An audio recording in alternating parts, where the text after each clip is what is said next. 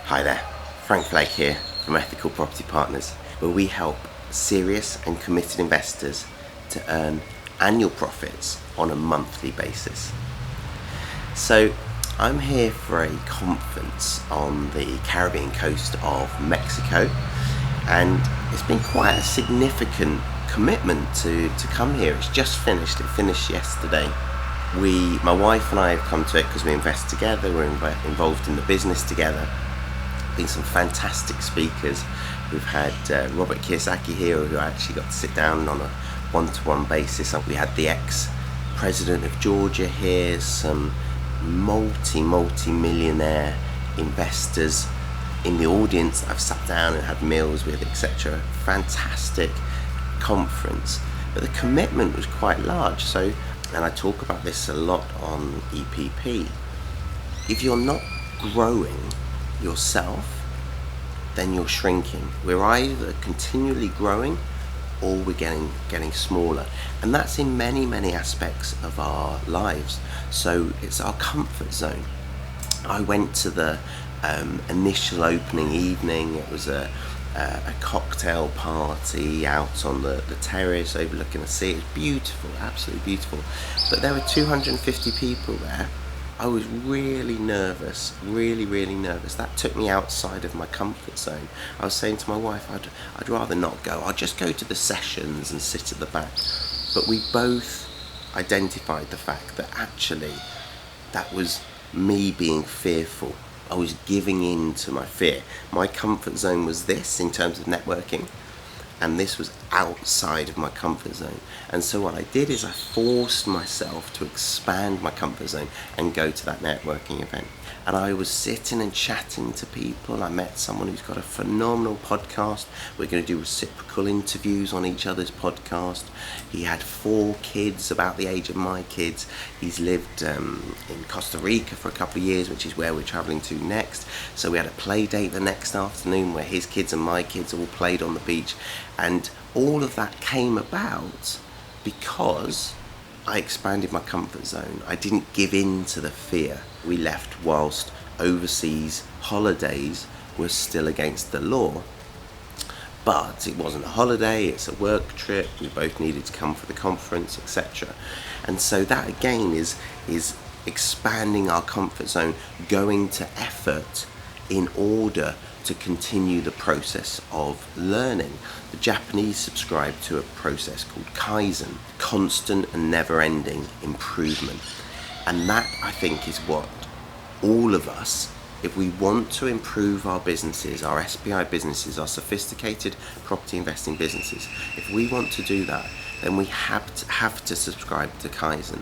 And whether that's improving our salesmanship, whether it's improving our ability to manage teams on site when they're doing refurbishments for us, whether it's our ability to network better, whether it's our ability to crunch numbers better, whether it's our ability to do better marketing, whatever it is, if we incrementally increase that at every juncture, then our businesses will, the compound effect of that is our businesses will get better and better and better.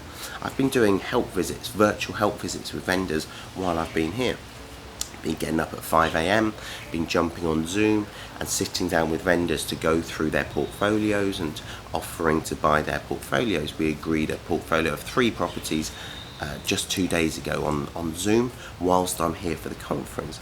That's not comfortable for me. I'd much rather go out and have a cup of tea with the people, sit in their front room, chat with them.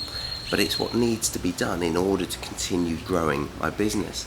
And so I think it's Brad Sugars that says that your success, your results, will be a combination, it will be the effect of the people you meet, the books you read, and the learning that you do. And I couldn't agree more. So what books have you read in the last month? And I deliberately say plural because my wife was laughing at me. I bought with me my Kindle, which has got obviously an infinite number of books on it because you can just keep buying them. But I also bought 6 hard copy books. She said, why are you bringing so many books? And it's because I'm halfway through about 6 books at the moment, and I know I'll read them. in the on the flight over, not a single one of those are fiction. Now, I'm not standing up and going, you should only read non-fiction, you should throw away your novels. If I'm on holiday, I will often read a novel and immerse myself in it and use it as a relaxation tool. But I love learning, I love growing. So what communities are you putting yourselves in? What conferences or seminars are you attending? If you've not attended a seminar for the last 12 months, why not?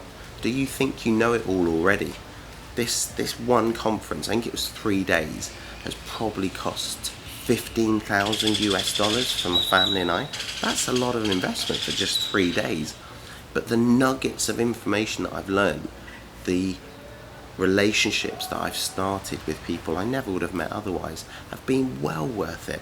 I've already got so much value from this effort, this considerable effort. But you have to put yourself out there. You have to commit. You have to step outside your comfort zone. So if you've not come on a seminar in the last 12 months, then book yourself on to one of our Ethical Property Partners sophisticated property investing seminars. Come for a day and learn how we actually do SPI deals in EPP. Come and do our 4-month trial. Immerse yourself in our culture for nowhere near 15,000 US. It's £3,000 plus VAT to come and be a partner, come be a member, which is the same as being a partner on a temporary basis, for 4 months. You can come and do that and immerse yourself in the EPP culture. We're back meeting now from next month. We're meeting face to face, so you can actually meet in person the whole EPP community for just £3,000 plus tax. How are you developing yourself? What books are you going to read? What seminars are you going to go to? What cultures are you going to immerse yourself in? What communities are you going to network with? Because you are the average of your 5 closest relationships. And so who are those 5 people? Fascinating. It resets your calibration. It recalibrates you for what success is and how much we can achieve. But if you never put yourself in those situations, you never get that input, you never get that recalibration. So many investors have got 5 properties, 10 properties, they've spent 20 years building a portfolio and they feel really good about themselves. And they come and sit in an EPP room and they realise that people have done that in 12 months. That people who've been investing for 2 years are ahead of them in the game.